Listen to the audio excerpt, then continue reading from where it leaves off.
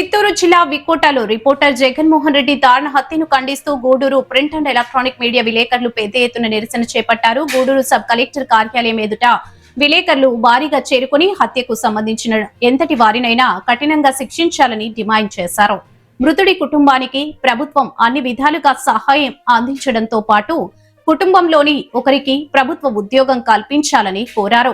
జర్నలిస్టులపై జరుగుతున్న దాడులను సుప్రీంకోర్టు, హైకోర్టులు పలుమార్లు ఖండించినప్పటికీ రాష్ట్ర వ్యాప్తంగా ఇలాంటి ఘటనలు కొనసాగుతూనే ఉన్నాయని ఆవేదన వ్యక్తం చేశారు.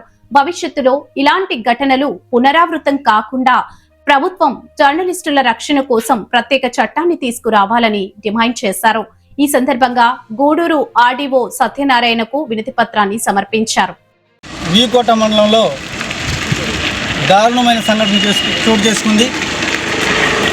ఆంధ్రజ్యోతి విలేకరి మీద ఆంధ్రజ్యోతి విలేకరి జగన్మోహన్ రెడ్డిపై అతి పాశవికంగా క్రూరంగా కత్తులతో దాడి చేసి హత్య చేశారు. దీన్ని Gudur print and electronic media ముక్త ఖండంతో ఖండిస్తోంది. ఇలాంటి సంఘటనలు చాలా దురదృష్టకరం. ప్రజా స్రవంతిలో ఉండి ప్రజలకు, ప్రభుత్వానికి వారధిగా ఉన్నటువంటి మీడియా మీద దాడులు ఇటీవల కాలంలో ఎక్కువైపోతున్నాయి. ఎవరికైనా ఒక వ్యతిరేకంగా వార్త రాస్తే అతని మీద దాడులు, కేసులు, అలాగే హత్యల దాకా వెళ్ళిపోతున్నారు.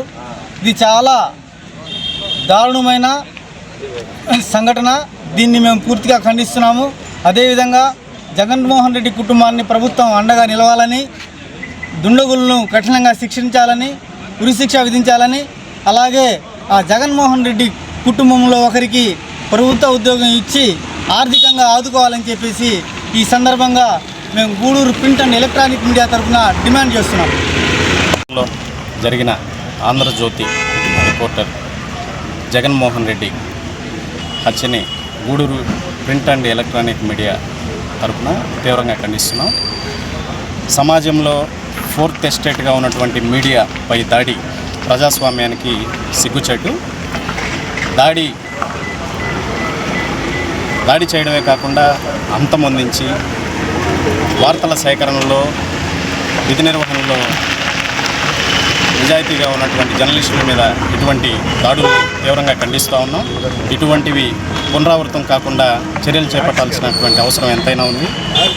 ఇటువంటి పునరావృతం అయితే ప్రజాస్వామ్యంలో మీడియా మనుగడ కష్టంగా మారే పరిస్థితి నెలకొంది.